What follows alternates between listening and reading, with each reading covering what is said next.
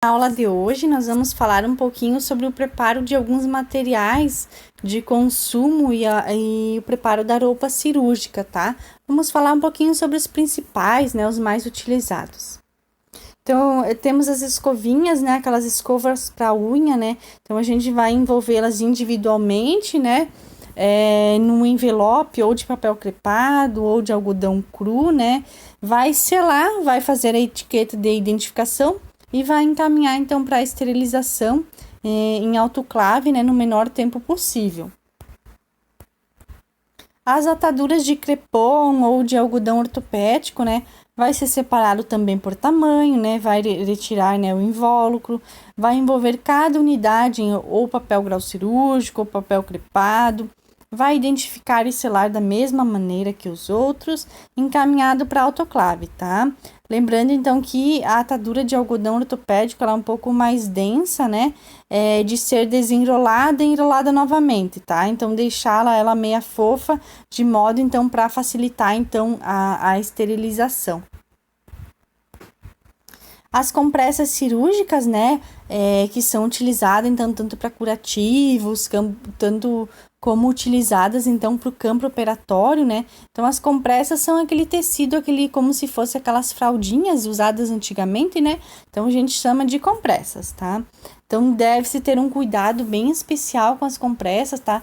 Observar dos dois lados, se tá íntegra, se tá limpa, se não tem presença de nenhum corpo estranho, né, enfim.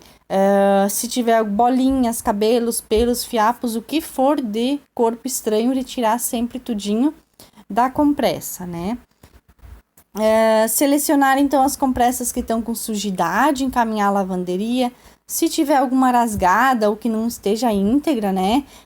Utilizar então para secagem de material. Em outros procedimentos, né? Se eu tiver então com manchas, sem alças, né? Então esses a gente deixa então também separado então para o preparo de pacotes de parto, aventais, enfim, para outros procedimentos. Se tiver limpas, com alças, sem manchas, íntegras, livres de qualquer objeto, corpo estranho, tá? Então a gente vai separar essas para utilizar então como campo cirúrgico nas cirurgias, né? Vai dobrar as compressinhas conforme a rotina ali do setor, né? Para o procedimento cirúrgico, geralmente, então, a gente agrupa de 5 em 5 compressas para fazer, então, o pacote, tá? A gente tem também os tampões ginecológicos ou tampões nasais, né? Que são utilizados, então, tanto para cirurgias ali da região da ginecológica, né? Tanto, então, para sangramento nasal. Esses, então, são empacotados individuais, né? Um tampão por pacote. Vai selar, vai identificar e também encaminhar para a esterilização em autoclave, tá? Os vidros, tanto para coleta de secreções quanto para biópsias, né? Também faz, então, empacotamento individual, né? Lembrar sempre de deixar, então, o vidro com a tampa aberta, né, e solta. Vai selar, vai identificar e vai encaminhar também para a esterilização em autoclave.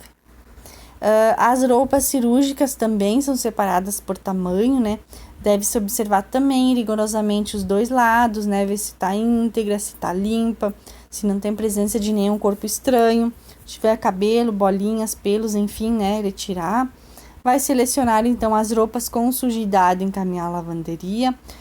O que tiver rasgada, né, não tiver íntegra, encaminha para costureira, né, para fazer o reparo, então, desta roupa.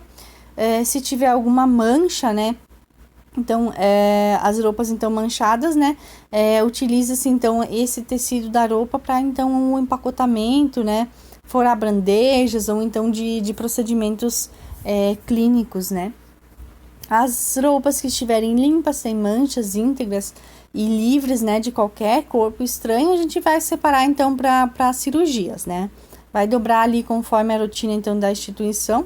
Vai montar, então, também os pacotes conforme a rotina. Vai envolver ali num campo duplo, né, usando, então, técnica de envelope. Vai fixar, identificar e encaminhar para a esterilização também. A guarda dos materiais estéreis, né, bem importante, então, nos pacotes, né, em relação a eles identificar, então, se não tem, então, né, não retirá-los imediatamente, então, após o ciclo, né, da autoclave, né, deixar o ar circular dentro da autoclave, então, para evitar um choque térmico, tá? Não colocar, então, esse pacote que tiver estéreo, então, ainda quente em superfícies, tá? Compactas ao sair da autoclave. Evitar, então, observar, né, a integridade e a presença da umidade nos pacotes e embalagens, né? Observar, então, a mudança da coloração da fita indicadora, e manusear, então, o mínimo possível esse pacote. E quando manuseá-lo, então, com delicadeza. Em relação ao ambiente, né? Então, manter o ambiente sempre fechado, limpo e seco. Manter, então, uma temperatura ali ambiente de 18 a 22 graus.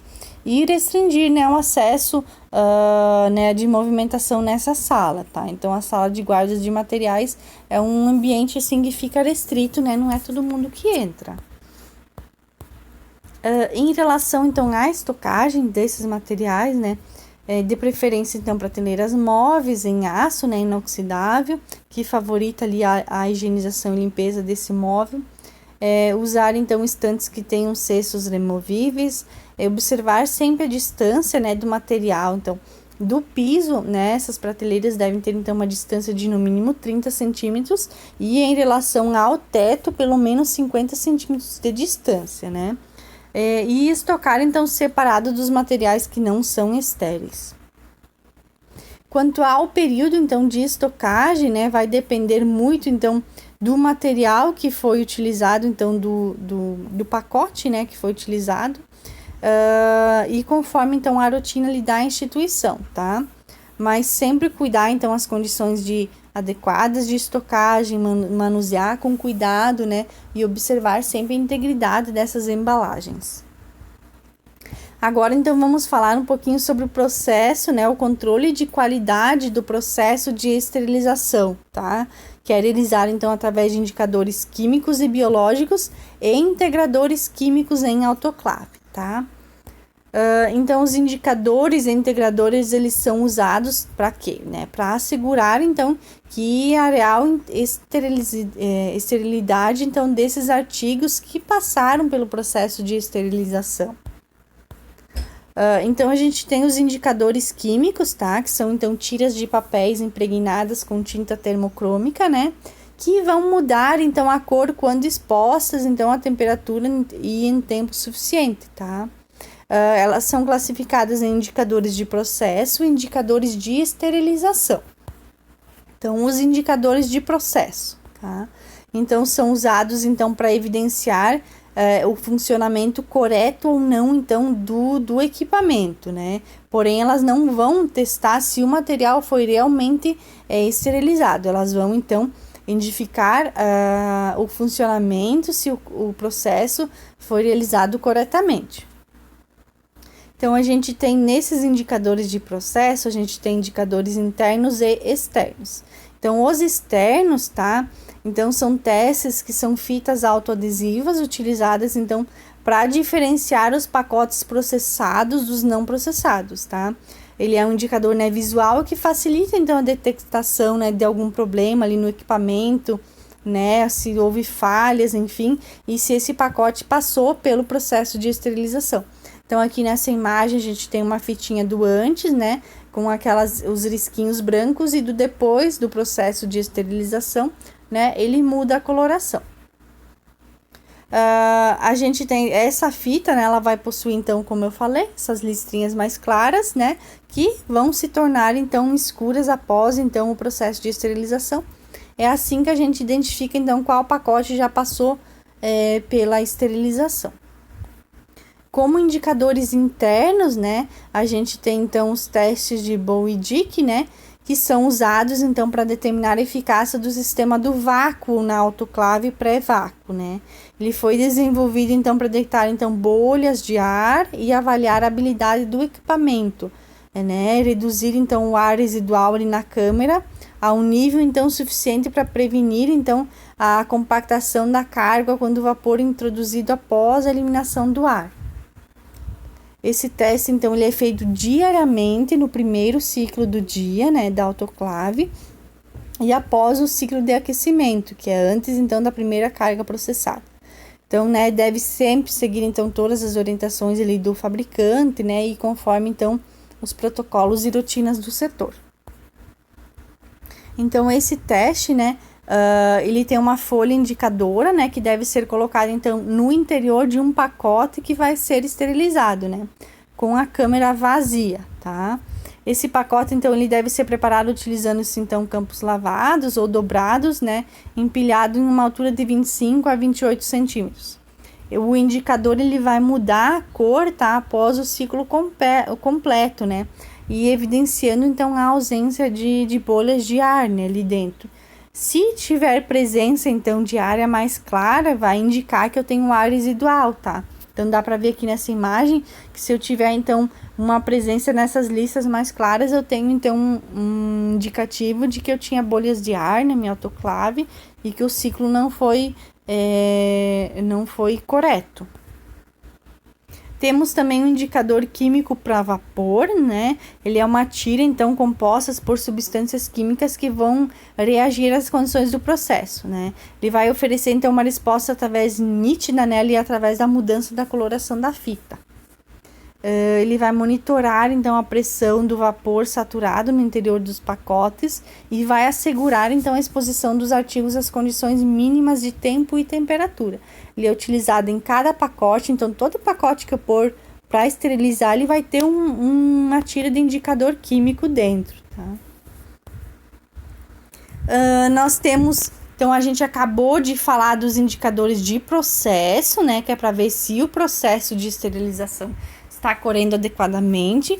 E agora nós vamos falar sobre os indicadores de esterilização. Nós temos, então, esses indicadores, eles incluem todas as variáveis do processo, tá? De esterilização. A temperatura, o tempo e a pressão. Eu tenho dois tipos, integradores químicos e biológicos que vão, então, identificar, então, esse processo, né, a esterilização. Temos um integrador químico para ciclo de vapor, que ele é um dispositivo que vai indicar se o material dentro do pacote foi exposto às três variáveis, né, que são temperatura, tempo e a presença, então, do vapor saturado em condições necessárias para a esterilização. Os integradores, então, químicos, eles são utilizados, então, em todos os processos de esterilização a vapor, né? Aconselha-se que, no mínimo, um integrador por ciclo de esterilização e também no interior das caixas e pacotes muito grandes, tá? Então, a leitura também é fornecida de forma bem precisa, de fácil interpretação, através, né, na mudança de coloração desse integrador. Temos os indicadores biológicos, que ele é um sistema, então, de suspensão, né, de esporos do tipo Bacillus para autoclave e de um outro tipo de bacilo, então, para as estufas, tá? Ele é um preparado, então, padronizado de esporos bacterianos que vai produzir suspensões, né, contendo em torno de 106 esporos por unidade de papel filtro.